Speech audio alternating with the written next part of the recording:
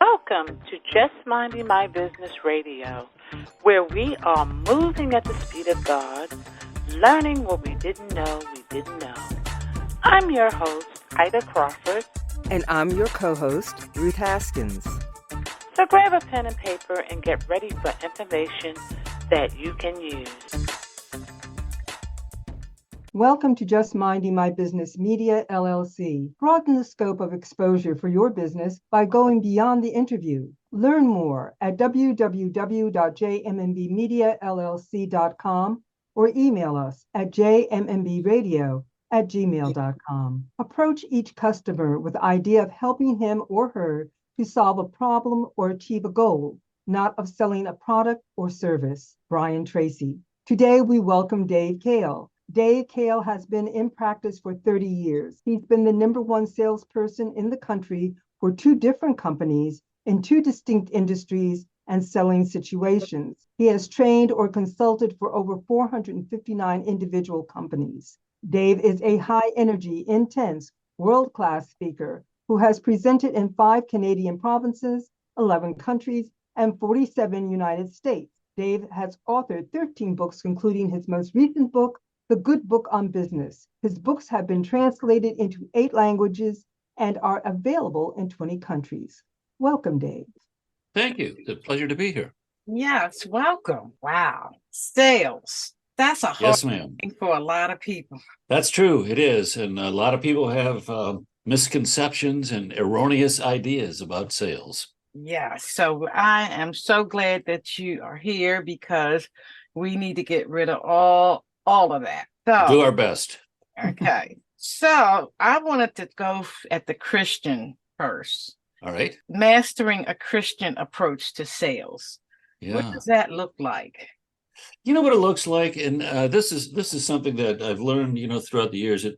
If you take the best practices of the best salespeople and identify those, and then you take biblical practices for sales and identify those, the two are coincide.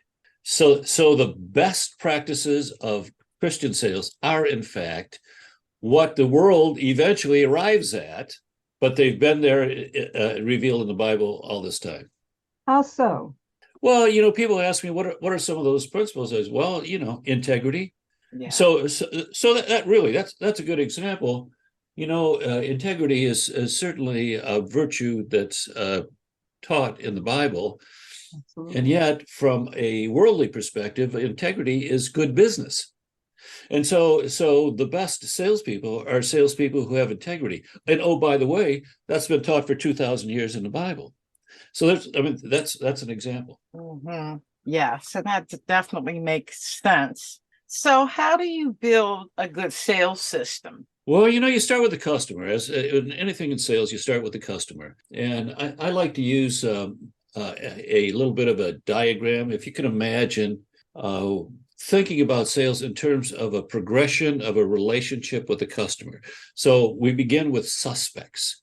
Suspects are people we suspect might one day do business with us. They don't know us. We don't know them. I like to say they live in the land of apathy and ignorance. They don't know who we are, and they don't care. Their life's got well enough without us this far.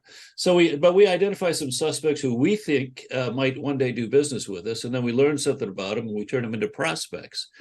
And that's a prospect is someone who really can do business with you. And then we see we're moving them closer and closer into a relationship. The next step is the biggest when we turn a prospect into a customer. And a customer is someone who gives you money for what you have. When money changes hands, and the relationship changes dramatically. And now you have a relationship. There's some history, and then with a customer, you treat them in such a way that they become clients, and a client is my term for someone who buys regularly over and over again. And that's a closer step in the relationship. And then finally, you turn some of those clients into partners. And partners are people who buy everything they can from you and just really couldn't imagine going forth without a relationship with you.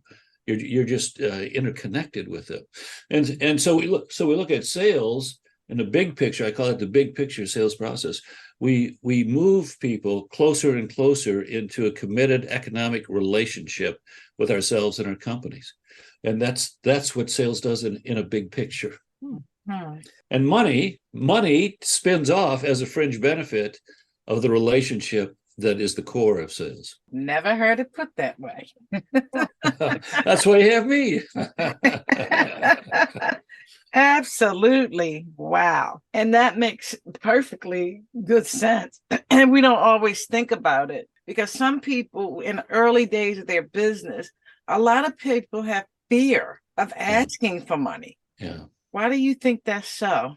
Boy, people are afraid. I think a lot of times afraid of rejection.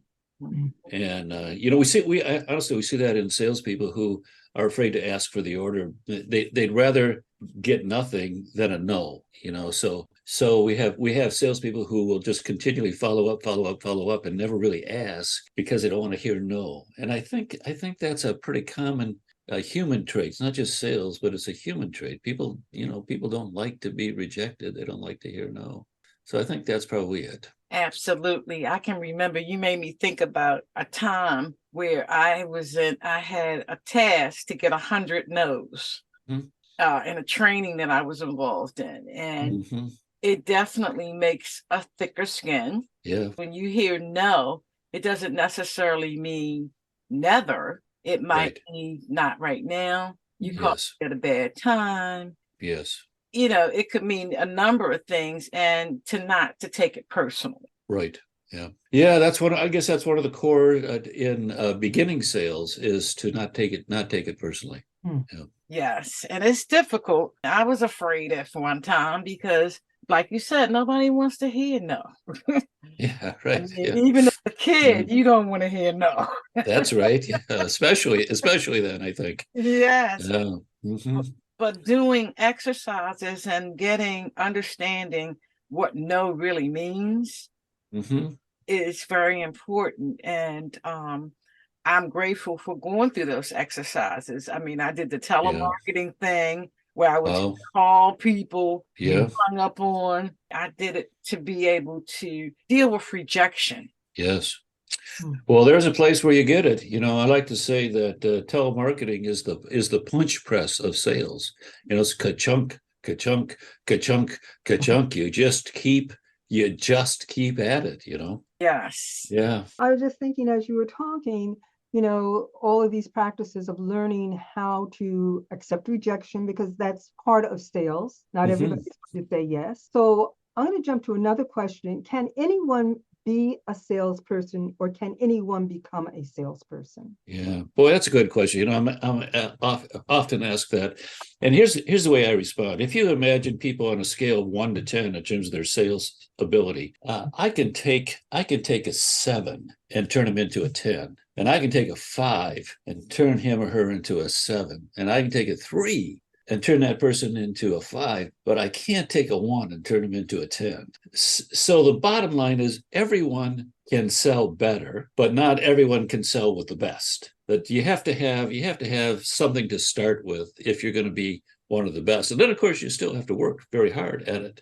But everyone can sell better than they do right now. Yes, that is very interesting. So training, give us a little snippet about the processes that you take your students through. Yeah, well, that's really kind of interesting because I have come at this through really a different perspective. First of all, I've been a speaker for 30 years, and I'm one of these guys that, if you have a 25 or 300 salespeople in your company and you're having a national sales meeting, you want somebody to come in and speak, that would be me, And so I have spoken to tens of thousands, that's not an exaggeration, of salespeople, and done half day and full day programs and 2-day seminars and all that kind of thing. And yet, when it comes down to this, if you ask me, and people do, what's the best way to train a salesperson? I say one piece at a time, one chunk at a time, spread over time. And so we have a training system, and this is the way it works. We break what we call the system, the Kahle way system, selling system. We break it down into 16 modules. and each module is a month. And it starts out with an email from me saying, check in this, download this handout and watch this video. And we teach one thing, just one thing. But then in the handout, we ask them to do it this month. And then next week, they get another email because we believe in dripping content out week by week, so it stays at the top of their mind. Next week, they get another email with a blog post or podcast or something. But here's the real secret. And then the last week of the month, now the manager has to be involved. And if the manager won't be involved, we won't do the program. Manager has to be involved because we send him or her an email last week of the month and said, here's the questions we want you to ask. So we want you to gather the people that are in the training, usually, a half dozen at a time, something like that, in a 1-hour meeting, and ask these questions. We script it for them. And the questions hold the salespeople accountable. It's like this, John, this month you were supposed to do this in your assignment. Tell us all how it went when you did it. Mm-hmm. So we build in three pieces. We build in practice, accountability, and encouragement in a month. One thing. And the next month, the next thing in exactly the same format. That is the way you change behavior. As a trainer, people say, can you train my salespeople? You just say, do you want me to change their behavior, or do you want me to put on a half-day show? If you want me to change their behavior, then that takes time, and it takes practice, and it takes encouragement and accountability and so on. I can't do that in a half day. I can inspire people and give them some good ideas. Right. But a month from now, how much of it is still going to be there? And again, I've done this for 30 years, so I've been there and done that. I like that approach, because when you only focus on one thing, you can absorb more. Exactly. That's what I appreciate about your process, is that they have a longer time period. You're not trying to do everything in a week, but also the application. They get to actually apply it. And in that month, work it through and figure out, what is it that I'm not understanding? That's right. What am I missing? What have I missed? Exactly. That makes a lot of sense. And what else? When they have the meeting, so they have a monthly meeting of everybody together. And what happens is salespeople start communicating. Now, we all have now the same concepts. We have the same terms. We have the same language. And they start sharing and helping one another. And this was a surprise to me when we first started doing this. My concept was, I'm going to train salespeople. I'm going to change their behavior. And that was our focus. What we heard back multiple times over and over again is you've changed the culture in our company, because people are helping one another. They're talking freely about things they would never talk about before, because we're asking and creating an environment where that kind of thing happens. And honestly, I've got videos on the website of presidents saying, you've changed the culture in our company. And it was never our intention. We were just trying to train salespeople, but because it just evidently there's such a need for the kind of thing that we're creating, and it was bigger than what I actually ever anticipated. Yes, and that's big for sure, because you want to change the culture. Yeah. It's interesting. I was gonna, Ruth, you said something that brought up to mind this. Compare this to college.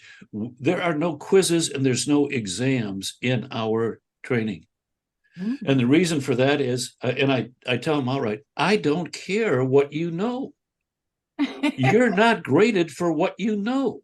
In sales, nobody pays you for what you know. They pay for what you do.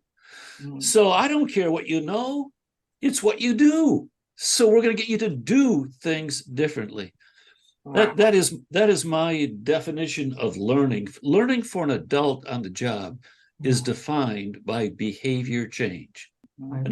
So here's an example. I'll have this happen all the time. I do a seminar and somebody comes up afterward and they say something like, oh, this is the greatest thing since sliced bread. I learned so much. And I don't say this now because it would be rude, but I think it. And I think, you don't know if you've learned anything. Come back to me a month from now and show me what you're doing differently, and then we'll agree that you've learned. But if you don't change your behavior, you haven't learned a thing. That is so powerful, because I've just gone through a training, and that's what I'm finding in the aftermath. It's ended. I thought I did learn a lot of things, but now it's applying them. And in the application, so much of sales, like adult learning, is that it's not just about colleges where you get graded. Adult learning is that we want to know that we know. Yes. And we want to see the fruits of our labor. When you're in college, it's all, when I graduate, then, I'll see the fruits of going to college. But for adults, it's not like that. We want to see it now. We want to know that what we know, and we want to see that we have actually physically moved in the way that we do things. So that's what I think what you're talking about. And what you said, you've been doing it for 30 years. This is very powerful, very powerful. Yes. Yeah. Yes. So if companies want to work with you, how do they reach out to you? Oh, go to my website, and we have, so it's www.davekahle.com. Easy to remember, davekahle.com. Yeah. And, there's places to sign up for. We have, so I'm a writer, that's my core gift is writing. And so I write articles and books and so on, but I write a weekly e-zine, which is a publication that we email to people called Sell Better. And then we have one for sales leaders called Lead Better. It goes out every other week. And then we have one for Christian business people called Building Biblical Businesses. Goes out every other week. So go to the website, sign up for that, get to know, my stuff, get a sense, feel if you're comfortable with, my concepts and so on. And then let's talk. I'd love to talk. Just give me a call and email me, and then we'll talk. Okay. Yes. So a sales dashboard. Yeah. What is that? And so that's good. So if you're going to have a system, and again, like I believe in sales systems, and I'm a system. The name of my business is Kahle Sales System. Okay, so I'm a systems guy. So if you're going to have a sales system, the system implies that you're measuring pieces of it. Like just think of a system that produces cars. Like I'm sure that there's multiple places where they're measuring different parts of the process, how many start and how many this and how many, and so that's what a sales dashboard is. It allows you to measure the key steps in the process. So, I just talked about suspects, prospects, customers, clients, partners. So here's just a simple little thing. How many prospects do you have into the month this month? That ought to be on the dashboard. And the next month, you ask the same thing. And if the number of prospects are not going up, you got something you need to work on. And how many new customers did you create this month? And if the answer is 0, then that ought to be a red flag. And so you create what I call key activities, which are the really important kind of things that must happen if you're going to create a sale. Then you create a way to measure those, and then you measure them every month. And at the end of every month, you just look at those measurements and you find one thing to improve on, just one. And next month, you do it all over again. And next month, you do the same thing all over again. And by the end of the year, your sales system is just humming right along because you've improved bits and pieces along the way. I think some people do it unconsciously, but they don't document the measurements. Yeah. Yeah, and the reason why you didn't is because you probably didn't do enough of the right things. The thing about sales is you have to do enough of the right things, and you've got to do them well enough. So the quantity and quality of the key sales behaviors. So, depending on, and your dashboard varies from the selling situation and the type of company and the customers and so on. You could have different things, but typically, the number of prospects, number of customers, and you can identify some key steps between that, making a present. How many presentations did you make to prospects?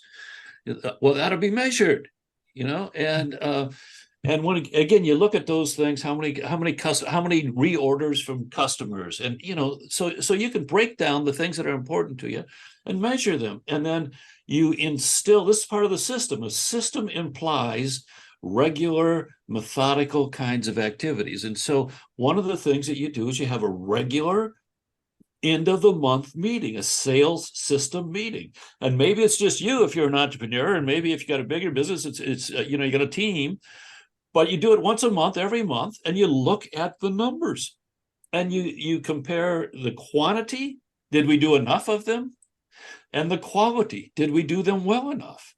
And again, each month you come to some conclusion, say this is the place right here, we need to do better. Now, how can we do better? And you bring the best minds into how can we do this one thing better, and you do it better. And then the next month you just do the whole thing all over again. It's a continuous improvement process. It goes forever. When are you finished? Never. You're never finished, because it keeps going forever. Mm-hmm. And it sounds so simple to do, but like that saying goes, it's also simple not to. Yeah. It's probably easier not to. Yeah. No, that's a good point. Thank you. Yeah. Wow. Yeah. This is amazing. I'm glad we spoke with you. So what kind of advice can you give salespeople out there, a salesperson? Yeah, I think the advice I give them is to look at it as a profession. It is a profession, and understand that you have to continually improve forever. You're never, this is one of the things I've most enjoyed about sales, is you're never as good as you can be. There's always room for improvement. I find myself, I've been doing this for, I'm not going to tell you how long, for a long time, and yet, I find myself saying, oh man, I should have done this. What was I thinking? I should have asked this question. Why didn't I? And so you just, there are key best practices in the world of sales, and the best salespeople understand that, and they mimic and they put into their routines the best practices of the best salespeople. That is a lifetime endeavor. It's never finished. You're always going to improve and get better, and that's the name of that's the job. So the work is never done. It's never done. It's never completed. There's always more. Yes. We invite people back for more interviews. And you're definitely on the list, because thank you. This is people just don't think about this. They're not thinking about this, and they're wondering why their businesses are failing, why they don't get sales. And they're wondering, the pandemic did so much. The old paradigm is gone. People are looking for ways to restabilize themselves, be they entrepreneurs, solopreneurs, whatever. And this is, the bottom line, the way that we interact with people when it comes to goods, any kind of merch, be it digital or physical, it's through sales. Yeah. You can't get around it. You just can't get around it. What a great insight. Thank you. Yeah, it's just amazing. So we want more conversation. Yes, we do. Thank you so much. Well, thank you. I'm glad you think that. I would love to come back. Absolutely. So again, how do people connect?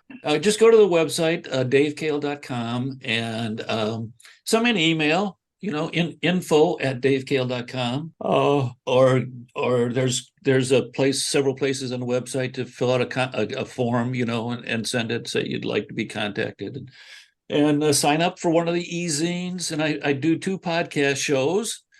So you sign up for the podcast shows. I do YouTube channel. So so I'm out there in all those different places. But hop on, hop on, and like I say, get to know what I'm talking about, and see if it resonates with you, and if so, then send me an email and let's talk. Yeah. All right. Thank you so much, Dave, for taking time out of your busy schedule to meet with us on our platform. This information has definitely empowered me, and I know it's going to empower our audience. Well, go ahead. Thank you. Thank you. Thank you for tuning in to Just Minding My Business Radio. I'm your host, Ida Crawford. And I'm your co-host, Ruth Haskins. We We hope you enjoyed the show and appreciate you stopping by. Many blessings to you and yours.